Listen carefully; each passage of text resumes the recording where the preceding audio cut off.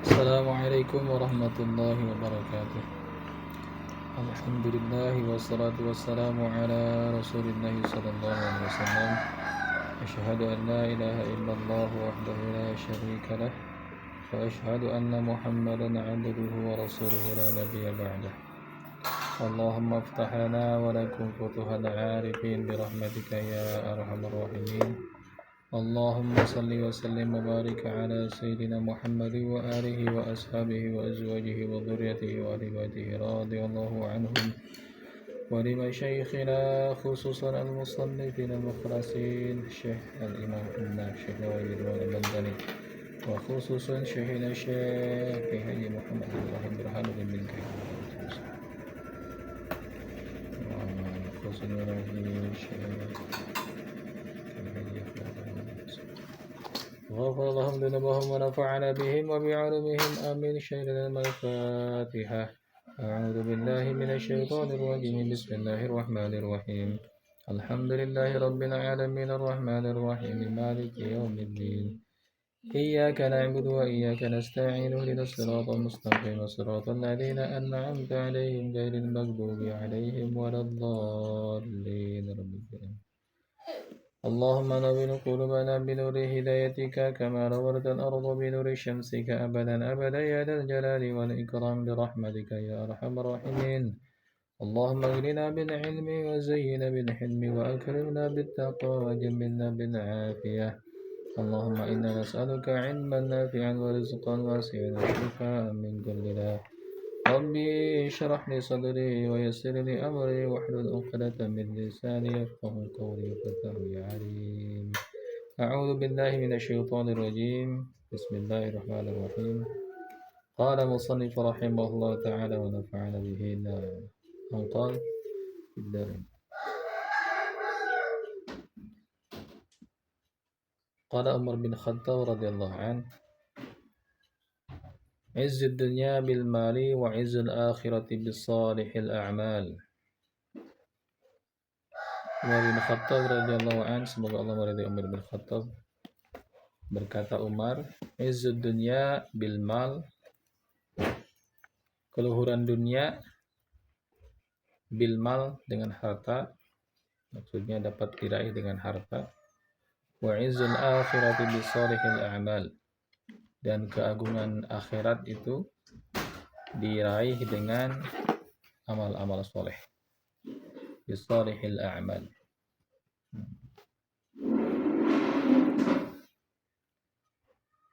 Ini kenapa dituliskan kalam Umar bin Khattab? Karena Nabi pernah sabdakan di hadis Tirmidzi, "Iqtadau bil ladaini min ba'di Abi Bakr wa Umar." Ikuti oleh kalian semua dua orang ini sepeninggalanku. Siapa? Abi Bakr wa Umar. Abu Bakar dan Umar. Bahkan di sini disebutkan bahwa karya Syekh Abdul Mu'ti As-Samlawi, Rasulullah SAW pernah bertanya kepada malaikat Jibril, Sifli hasanati Umar, faqal Sifli hasanati Umar. Jibril beritahu kepadaku tentang kebaikan-kebaikan Umar. Sifatkan kepadaku kebaikan Umar itu seperti apa. Dan bertanya Umar bin Khattab bertanya Rasulullah tentang kebaikan Umar sehebat apa. Faqala, maka Jibril menjawab, lau kanatil biharu, andai saja lautan menjadi tinta, midadan. Lau kanatil biharu midadan, andai saja lautan menjadi tinta. Wa syajaru aqlaman, dan pohon-pohon yang ada di dunia ini aqlaman, jadi pena, jadi pensil, jadi pulpen semuanya. Lamma hasartuha, maka aku tidak akan mampu mencatatnya, kata Jibril. Kemudian faqala sifli hasanati Abi Bakrin. Nabi pun bertanya kepada Jibril, nah, sekarang ceritakan atau sifatkan kepadaku kebaikan-kebaikan Abu Bakar bandingkan dengan Umar. Maka Jibril menjawab, faqala Umar hasanatun min hasanati Abi Bakrin. Umar itu bagian kecil kebaikan Abu Bakar, sebagiannya itu. Umar satu bagian dari beberapa kebaikan-kebaikan Abu Bakar. Jadi kalau dibandingkan dengan Umar, bahkan laki-laki, bahkan manusia seluruh orang iman dia di dunia ini, amalnya kebaikannya dibandingkan dengan Abu Bakar, nah, masih berat Abu Bakar. Saking saking gedenya imannya itu, saking agungnya iman Abu Bakar. Nah, itu. Maka dua orang yang diagungkan, dua orang yang dimuliakan oleh baginda Nabi SAW, dijanjikan surga tuh, Abu Bakar, Umar, dua sahabat. Maka makamnya itu Rasulullah, kemudian Abu Bakar, kemudian Umar di Madinah itu, di kamar Aisyah radhiyallahu anha, tempatnya di sana karena Nabi meninggal di rumahnya Aisyah. Padahal itu jatahnya kalau tidak salah Hafsah atau siapa tuh. Kemudian karena Nabi sakit, dia mohon izin untuk tinggal di yang paling muda, siapa dia? Aisyah. Kenapa? Karena Aisyah ini pandai dalam pengobatan, cerdas. Hadis-hadis tentang tibun nabawi, pengobatan Nabi, ruqyah segala macam, dia Aisyah rata-rata. Jadi kalau untuk menyembuhkan, untuk mengobati, merawat, Aisyah ya jagonya. Nah, ketika Nabi menjelang wafatnya, dia tinggal di rumah Aisyah, dirawat dan meninggal di pangkuan Aisyah radhiyallahu anha. Itu dia Nabi. Ketika Nabi meninggal, dikuburkan di tempat dia meninggal, di sana digalilah makam. Aisyah masih memakai hijab seperti biasa, masih terbuka. Kemudian Abu Bakar meninggal karena ayahnya itu, Aisyah itu kan ayahnya, Abu Bakar kan ayahnya Aisyah. Dimakamkanlah di pinggir Nabi 2 tahun setelah Nabi meninggal. Karena sakit seperti sakitnya Rasulullah SAW. Meninggal dikuburkan di pinggir, agak geser sedikit ke sini, pinggir Rasulullah. Ketika Umar dibunuh oleh Abu Lu'lu pas sholat subuh, dan 4 hari masih bertahan hidupnya walaupun sudah cabik-cabik itu, dada dan perutnya. Sampai-sampai kalau Umar minum susu itu, si cairan susunya itu rembes. Berarti bertanda ususnya itu udah sobek. Depan belakang ditusuk dengan dua mata pisau. Bertahan dan mohon izin kepada Ummahatul Mukminin Aisyah, mohon izin untuk dimakamkan bersama 2 sahabatnya di mana? Di kamar Aisyah. Maka Aisyah berkata, tadinya ini untuk aku dimakamkan di sana, tapi karena ini permintaan dari Amirul Mukminin, maka aku izinkan. Wah, maka dikuburkan di sana. Mulailah. Jadi Aisyah itu tinggalnya di sana, di 2 makam itu, nungguin aja, nungguin bapaknya, nungguin suaminya. Ketika Umar dikuburkan di sana, barulah ditutup semuanya pakai tutup, baru bercadar tuh di sana. Nah, itu syariat cadar. Kenapa? Wahai Ummatul Mukminin, kenapa engkau kemarin-kemarin ketika sebelum Umar meninggal dan dimakamkan di sini, pakaianmu terbuka seperti biasa, terlihat wajahnya. Ketika Umar meninggal dan dimakamkan di sini, baru kau tutup semuanya. Kenapa seperti itu? Tanya tuh. Kalau menjawab, yang pertama meninggal ada suamiku dan aku auratnya. Kemudian meninggal ayahku, aku pun masih mahramnya. Dan ketika Umar masuk, maka dia bukan siapa-siapa aku. Bukan ayah, bukan suami, bukan itu dia. Maka aku tutup semuanya. Tetap di sana. Nah, itu. Nah, Abu Bakar dengan Umar bandingannya seperti itu. Rasulullah bertanya kenapa kenapa kita di kitab Nasyirul Ibad ini perkataan Umar pun diambil, athar sebutnya, bukan hadis tapi athar, perkataan para sahabat. Umar berkata, izzud dunya bil mali, gagahnya seorang dalam urusan dunia itu karena harta. Orang kaya itu dimuliakan, maka kita harus kaya ya, tapi jangan mau kaya, harus kaya. Kenapa? Karena dengan kekayaan tersebut kita bisa membeli budak-budak dan membebaskan mereka. Kita bisa membayar orang, kita bisa menciptakan lapangan pekerjaan, kita bisa membangun pesantren, membangun masjid, bikin pesantren 100 santri, yang santrinya itu makannya dari kita. Coba, gagah nggak? Jangan jadikan santri-santri kita para pengemis, jangan.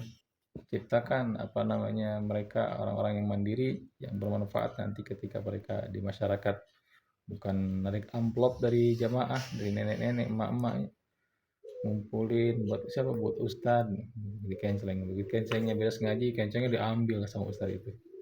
Mentalnya dari pesantren dulu, apa nggak pernah diajarin sama guru-guru untuk meminta kepada jamaah, tapi diajarin untuk memberi.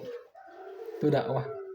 Jadi dakwah itu bukan di atas panggung cerita hadis segala macem. Nah, udah gitu pulang bawa amplop. Kita harus sedekah, kita harus berjuang untuk agama. Pulang-pulang dia ambil sedekah dari orang lain. Nah, bukan seperti itu. Tapi kita cari dunia dengan berniaga, dengan apa? Kaya raya, bagi-bagi. Apa lihat video Ustadz Adi Dayat itu? Begini ceramah, siapa yang hafal Quran di sini? Siapa yang hafal Quran di sini? Saya, nah, buat kamu umroh. Berapa juz bakal baca ini? Umroh. Punya ayah, punya ibu, punya. Nah, sekeluarga ayah dan ibunya juga umroh. Ngasih umroh gampang banget. Tiap hari ya. Nah, seperti itu dakwah emang. Habis-habisan gitu. Orang pun percaya kalau gitu.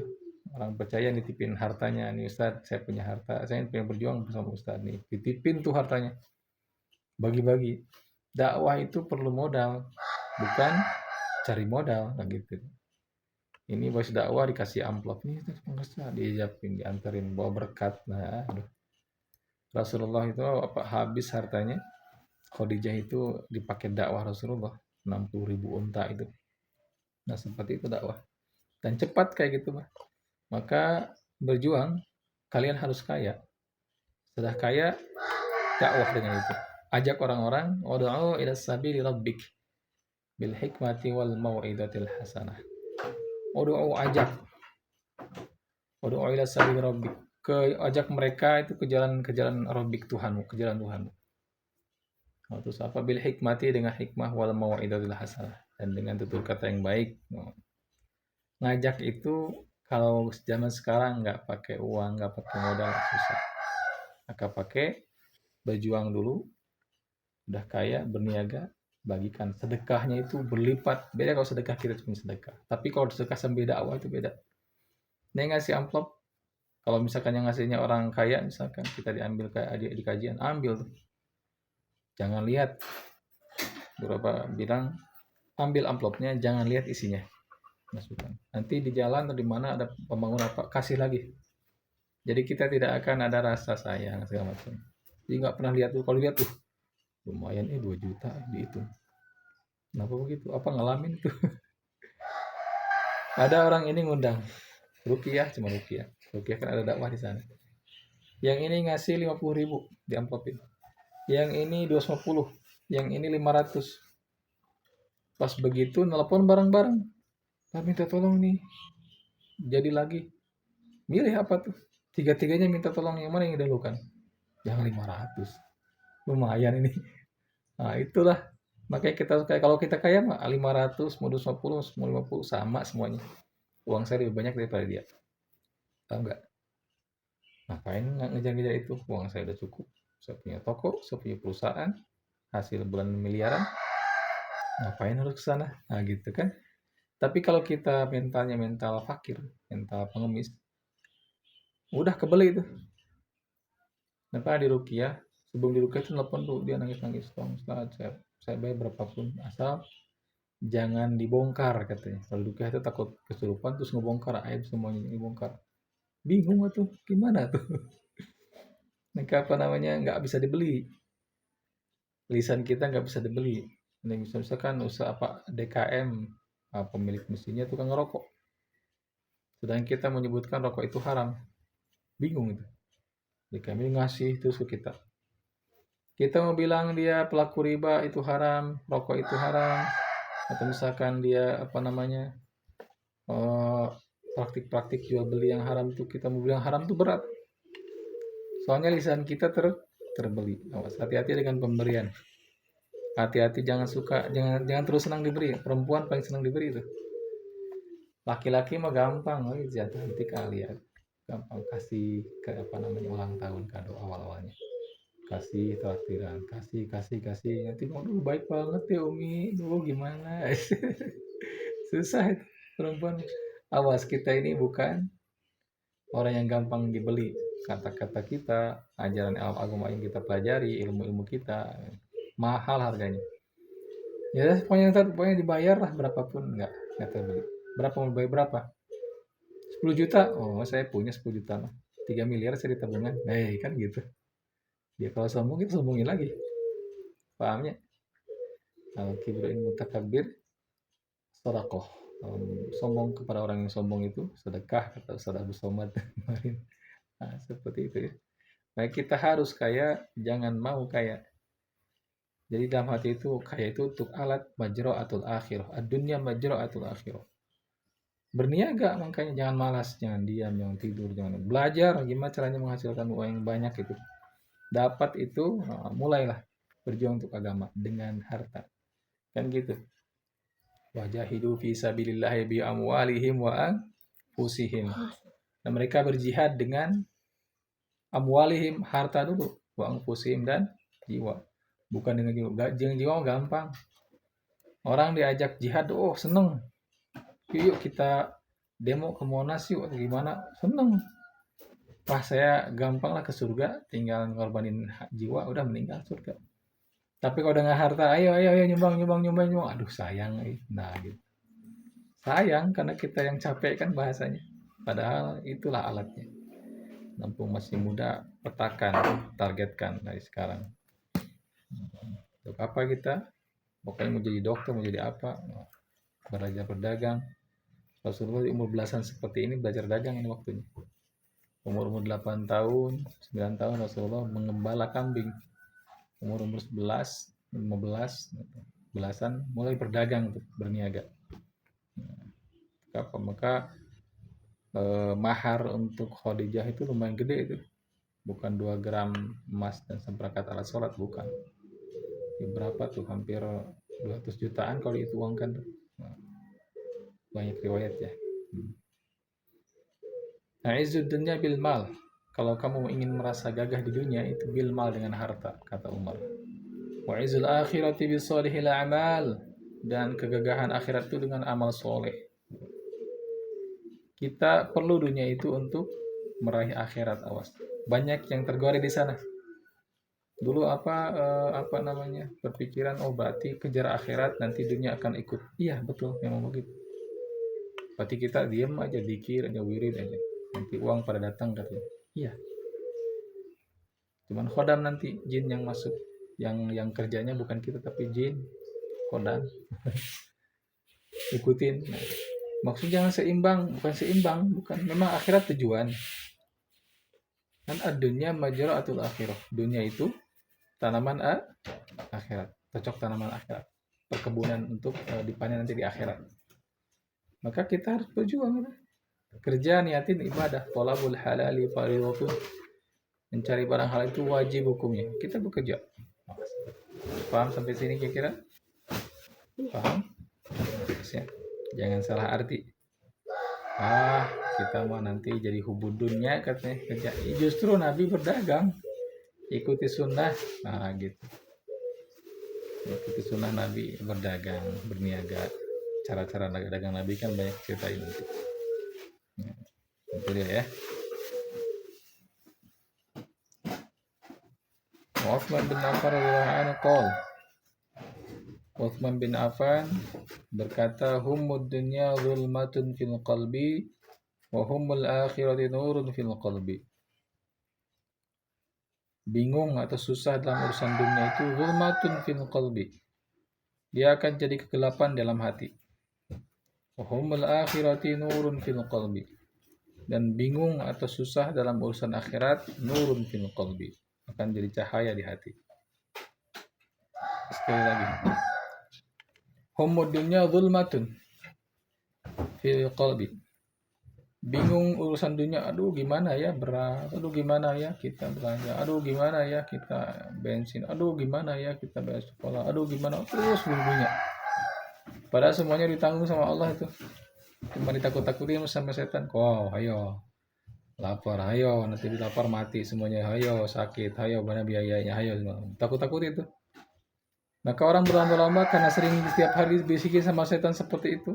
Ditambah nafsu enaknya kalau punya banyak uang tuh, wah gini-gini kita bisa beli apapun lah gitu.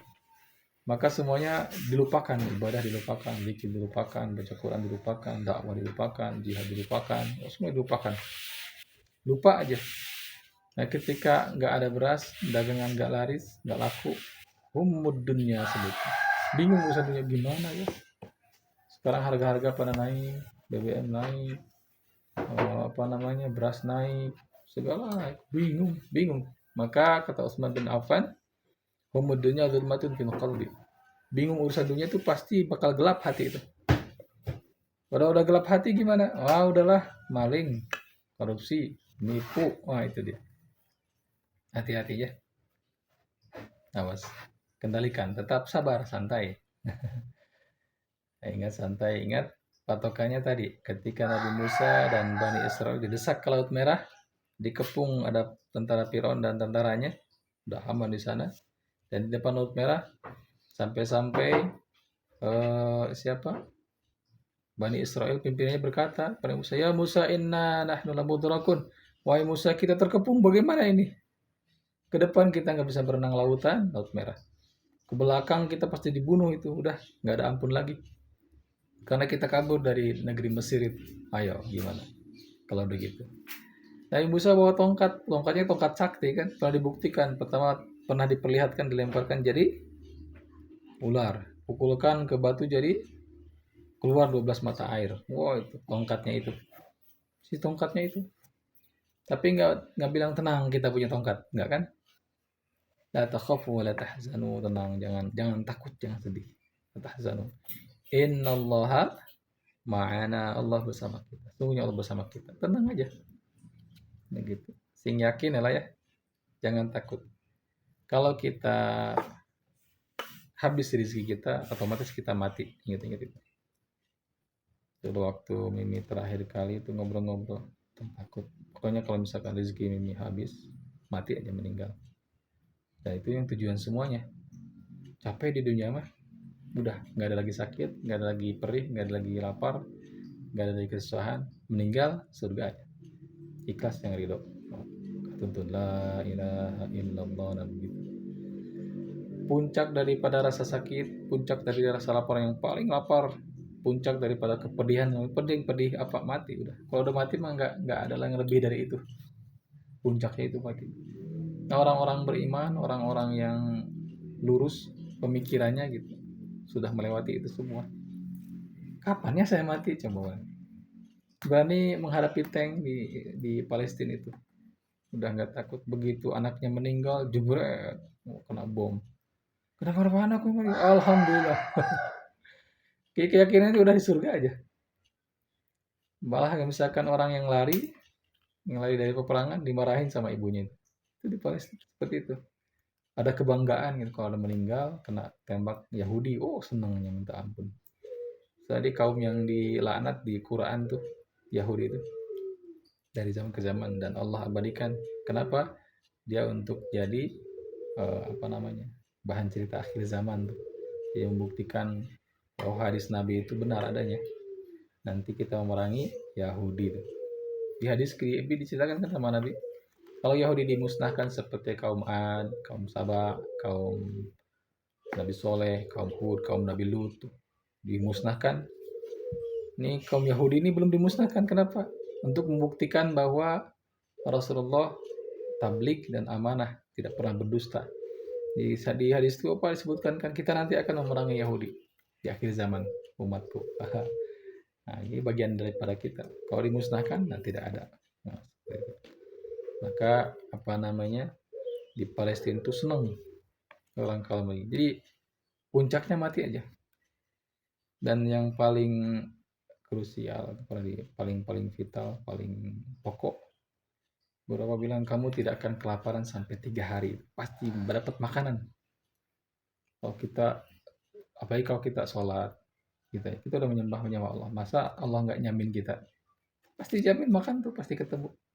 Yang halal ya. Kalau yang haram mah gampang, mungkin keluar ada motor, ambil, jual.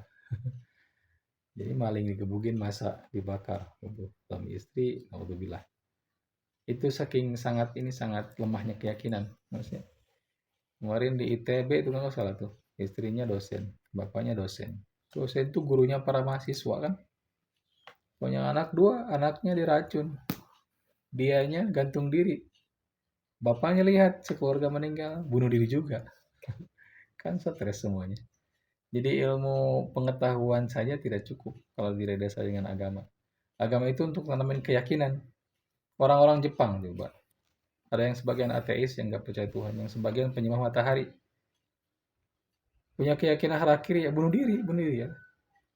Padahal apa bunuh diri? Nanti orang-orang bunuh diri itu dia meninggal dan di neraka nanti terus-terusan khalidina fiha dalam keadaan dia mati bagaimana? Mau dia naik gedung lalu lompat, nah seperti itu, naik ke atas, lompat lagi, hancur lagi badannya, naik lagi terus. Kerjaannya cuma itu. Ada yang motong-motong tangan, urat nadinya gini-gini terus. Ada yang gantung diri, wah, naik lagi, hidup lagi, gitu lah. Terus kerjaannya gitu-gitu aja. Paling bunuh diri itu gitu. Di mana? Di neraka, nggak ada yang di surga kayak gitu. Ya kan? Nah, keyakinan kita tenang, la takhafu wa la tahzanu, santai. Santai. Kita kan ngalamin masa-masa itu. Wah, sedih banget gimana ini. Utang banyak, kerjaan nggak jelas, gimana? Tenang, tenang. Nah, kalau ini azab, kita langsung ditegur nih. Yang mudah-mudahan jadi kifarat dosa. Tapi kalau ini ujian, namanya ujian. Mau nggak naik kelas? Kelas 1, kelas 2 mau? Atau mau di kelas 1 aja? Bertahun-tahun. Kakak adik. Di kelas 3 aja. Kelas berapa sekarang? Kelas 2. Kelas 3 aja nggak naik kelas 4. Nggak mau nggak?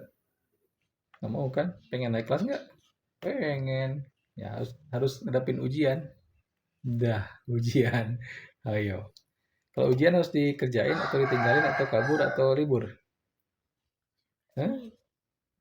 Iya kerjain. Hari ini ujian. Aduh, gimana nih? Namanya ujian ya hadapin. Jawab pertanyaan. Mas'alatun sa'ala yas'alu. Masalah. Pertanyaan. Maka butuh jawaban kan? Ini pertanyaan ditinggalin. Pertanyaan nggak mau, saya nggak mau jawab. Nggak mau, saya nggak mau ujian. Kira-kira naik nggak nanti? Ya nggak akan naik gitu. Ingat, levelnya itu berbeda-beda. Maka yang paling berat ujiannya itu siapa? Al-Anbiya, para nabi. Terus siapa lagi? Fal-Amthal. Semisal para nabi. Terus ke bawah, ke bawah, ke bawah. Para nabi, para sahabat, para syuhada, solihin, siddiqin, para ulama, kesininya santri, para ustadz. Ujian yang paling berat ya gitu. Kalau kita mau di sana-sana aja ya udah jangan ikut ujian, jangan minta ujian. Gitu kan? Nah, terus waktu berjalan pasti diuji. Semakin kita taat, semakin diuji tuh. Mungkin dengan sakit, dengan penyakit. Ketika dikasih kaki bengkak itu, apa buka-buka di internet banyak yang meninggal gara-gara itu. Kalau enggak diamputasi, dipotong ini. Waduh, ya udahlah. Ingat, mohon Pak ingin menghaji dulu. Nah, guru apa nggak begitu?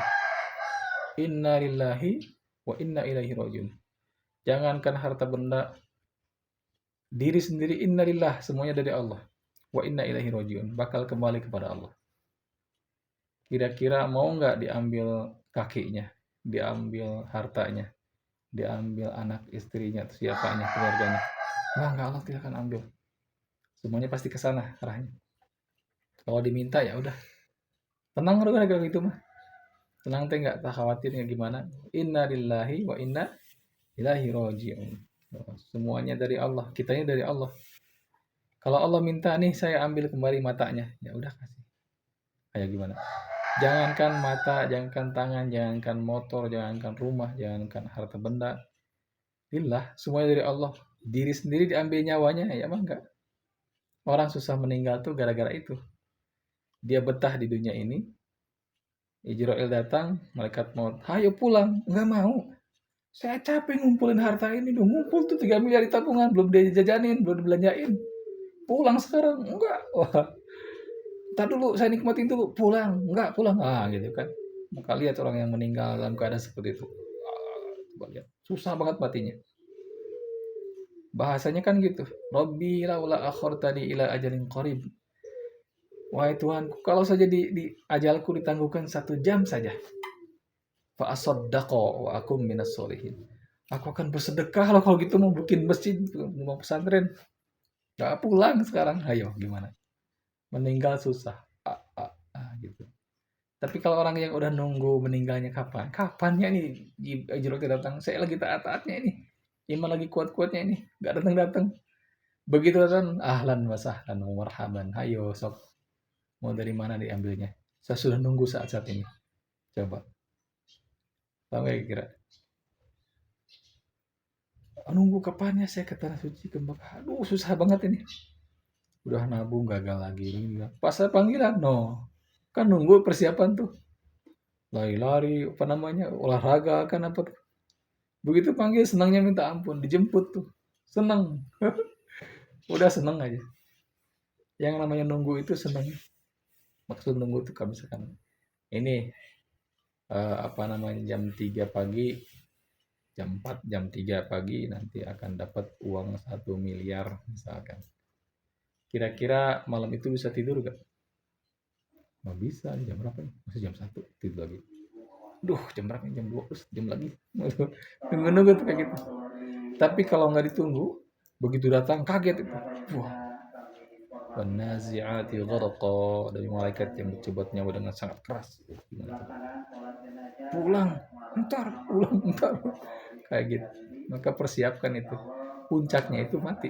Sebelum mati, buat cerita yang indah. Tahu nggak? Buat kisah kita pernah hidup di sini. Dulu pernah ada namanya tuh Aisyah di sini tuh. Aisyah itu seorang dokter di sini. Oh, kami itu kalau sakit disembuhinnya sama dia, diobatin sama dia sampai sembuh. Gratis. Terus dia ngajarin orang-orang supaya bagaimana cara merawat hidup yang sehat gitu. Sehingga orang-orang nggak butuh dokter lagi, dia bisa berobat sendiri. Ngambil apa? Ngambil obat sendiri ke apotek tuh. Bener-bener nih. Dokter Aisyah ini, saya suka. Kalau kita suka, dia apa namanya, idola kita semua itu. Kayak cerita begitu. Dulu pernah ada di sini namanya Asia. Dia seorang saudagar kaya raya. Masjid ini namanya Masjid Ummu Asia ini. Kenapa? Karena dia yang nyumbang itu. Kami itu tiap seperti itu. Lu pernah ada Alia di sini nih. Di kota ini pernah ada Alia. Siapa Alia tuh? Oh, dia masya Allah. Bener, bikin universitas, bikin sekolah gratis, santri-santrinya dibayarin sama dia. Oh, sekarang santrinya jadi kiai semua. Dan mau doain situ. Oh, nah buatlah cerita itu. Semua orang punya kesempatan seperti itu. Khairun nas anfa'uhum lin nas. Orang yang paling baik itu orang yang paling bermanfaat untuk orang lain. Buat cerita yang indah itu sebelum mati. Ketika itu sudah semuanya terjadi, kapan ya saya mati? Pengen cepet-cepet ini meninggal. Karena Allah sudah janjikan surga di sana. Paham ya kira? Jadi hidup ini ada tujuan. Kenapa saya diciptakan? Kenapa saya untuk beribadah, untuk menjadi bermanfaat untuk yang lain. Dan mengurung dulu terus di kamar, nggak ada manfaat. Nggak punya temen, temennya cuma HP, sahabat temennya jin, setan, gitu. Nah, bilang keluar, bermuamalah, belajar, mengajar, bermanfaat. Siap? Insyaallah ya. Belajar makanya. Humudunya zulmatun, kata Utsman bin Affan, fil qalbi. Humudunya zulmatun fil qalbi, bingung masa dunia itu gelap, menyebabkan gelap dalam hati. Wahumul akhirati nurun fil qalbi, dan bingung masalah akhirat itu menyebabkan nurun fil qalbi, jadi cahaya di hati. Ini kalau hari-harinya mikirnya tuh gini, saya tadi kesiangan tuh ya Allah, baca Quran. Aduh kemarin batal. Bingung gimana cara gantinya. Bingung cara apa namanya nembusnya. Nah, hati itu nanti ada cahaya. Cahaya kebaikan ya. Allahumma la taj'alid dunya akbaru hammina wa la mablaghu ilmina. Nah, ini doa ya. Allahumma la taj'alid dunya akbaru hammina. Ya Allah, jangan jadikan dunia ini tujuan utama kami. Wala mablaghu ilmina, dan jangan jadikan dunia ini pengetahuan tertinggi kami. Tentang akhirat yang tertinggi ya. Hati-hati. Satu lagi. Man kana fi talabil ilmi. Nah, ini Ali bin Abi Thalib. Berkata, man kana fi talabil ilmi kanatil jannati fi talabihi. Barang siapa yang menuntut ilmu, maka surga yang tidak didapatkan dia. Man kana fi thalabil ilmi, barang siapa yang menuntut ilmu, kanatil jannati fi thalabihi, maka dia akan mendapatkan surga dari apa yang dia cari.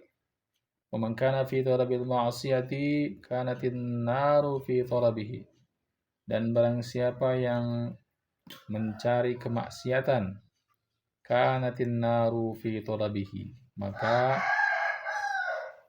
nerakalah yang akan dia dapatkan.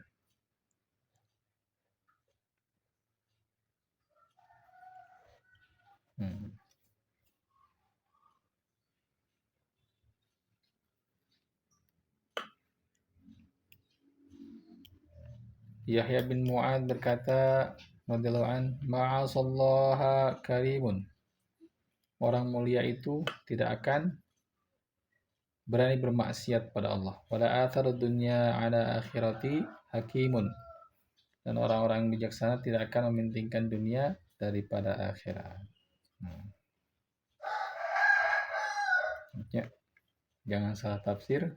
Dunia bukan tujuan, ingat-ingat, tapi akhirat tuh tujuan. Dunia majra'atul akhirah. Dunia jadi tempat bercocok tanam untuk negeri akhirat. Bukan berarti kita nggak boleh dagang, nggak boleh bermuamalah, nggak boleh bekerja. Maksudnya kita bermuamalah, berdagang untuk mendapatkan kekayaan. Kekayaan itu untuk apa? Bukan untuk dunia, tapi untuk akhirat. Sedekah itu kan perlu uang, ya nggak? Orang-orang yang buntu, yang tidak menemukan itu, mereka apa namanya? Enggak, jangan kejar-kejar hubu dunia, cinta dunia. Dia aja nanti rezeki kan ditanggung Allah. Akhirnya malas-malasan, bangun tidur ngopi, jadi amplop pada datang. Enggak, bukan begitu. Bekerja, dakwah ya dakwah.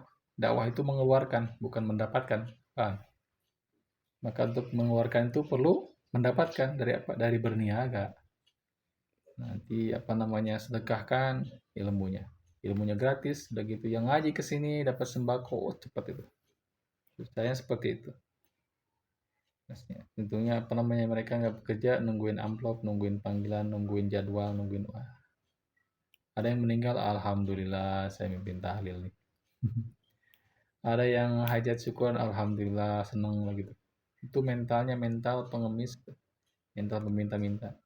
Iya, tidak bisa dimungkiri. Kalau misalkan kita dikasih, ya ambil. Kata guru apa? Jangan lihat isinya. Nanti suatu saat kita butuh, sedekahkan lagi. Nggak tahu isinya berapa. 10 juta kah? 5 juta kah? Kalau rata-rata 250, 300 di Bogor tuh, di Bandung. Jangan terima. Lebih enak makan daripada hasil kerja keras kita. Boleh gitu nggak kalau kita ceramah dikasih imbalan atau amplop segala macam? Boleh, nggak apa-apa.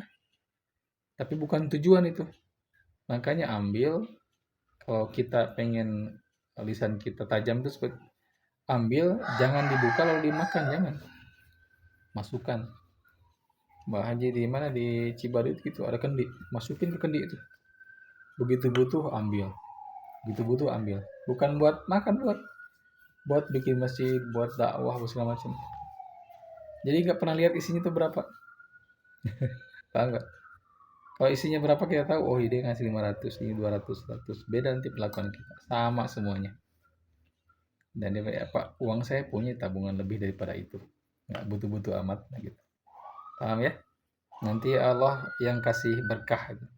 Dari apa yang kita usahakan, kasbih. Maksudnya.